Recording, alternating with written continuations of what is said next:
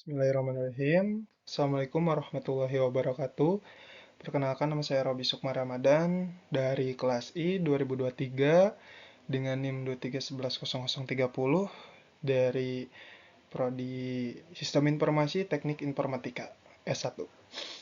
Jadi di sini saya mendapatkan tugas dari mata kuliah Etika dan Profesi.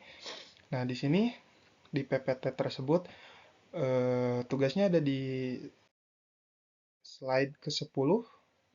Sebentar.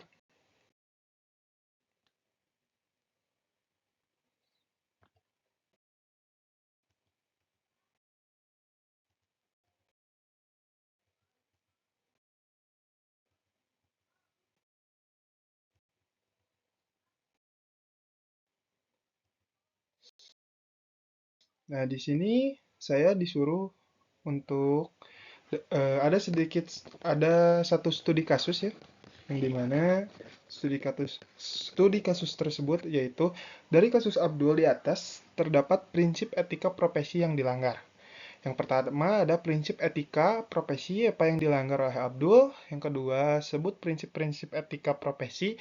Dan yang ketiga, mengapa prinsip tersebut harus dijaga. Yang keempat, tunjukkan contoh kasus yang melanggar dari setiap prinsip tersebut.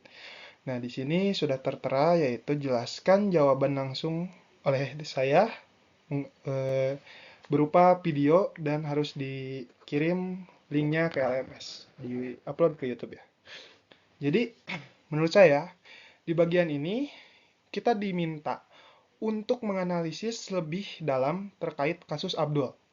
Kasus kasusnya prinsip-prinsip etika profesi apa saja yang dilanggar gitu ya. Lalu kalau kita lihat dari kasusnya sebenarnya bukan soal dia hacking atau tidak, tapi lebih ke bagaimana dia menggunakan akses yang dia punya. Nah, disinilah pentingnya etika. Prinsip pertama yang dilanggarnya adalah privasi. Karena foto yang diunggah itu merupakan data pribadi dan dilakukan tanpa izin pemiliknya. Dalam dunia IT, mengapa privasi itu sangat penting? Karena di setiap data itu punya hak untuk dilindungi. Jadi, walaupun kita punya akses, bukan berarti kita itu bisa menggunakan atau menyebarkan dan juga bisa seenaknya untuk menggunakannya. Seperti itu. Lalu, yang kedua, ada keper, eh, ada kepercayaan. Nah, di sini Abdul jelas menyalahgunakan kepercayaan yang diberikan oleh pacarnya. Dalam konteks profesional, kepercayaan itu adalah hal yang sangat krusial. Eh, karena karena sekali rusak akan sulit untuk diperbaiki. Misalnya dalam dunia kerja, kalau seorang IT support membocorkan data klien, itu bisa langsung merusak reputasi perusahaan. Nah, dan juga ada tanggung jawab. Setiap tindakan yang dilakukan, apalagi yang berhubungan dengan teknologi dan data, pasti ada konsekuensinya. Dalam kasus ini, Abdul tidak mempertimbangkan dampak yang diperbuatnya, baik secara logis maupun psikologis terhadap korban, gitu ya. Selain itu, menurut saya ada juga prinsip integritas. Integritas itu berkaitan dengan kejujuran dan konsistensi dalam bertindak gitu ya.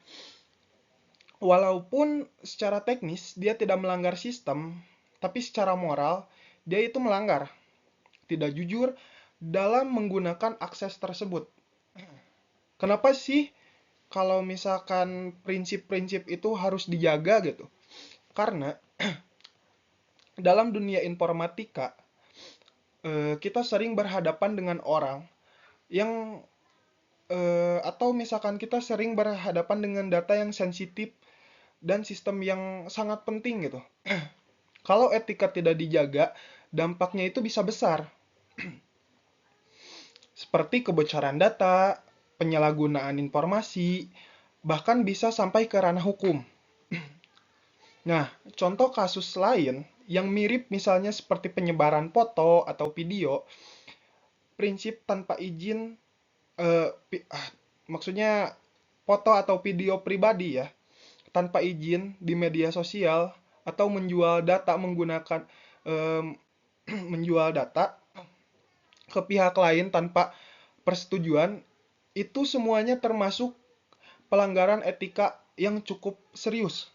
Jadi, menurut saya di sini kita simpulkan bahwa di dunia IT kemampuan teknis saja tidak cukup.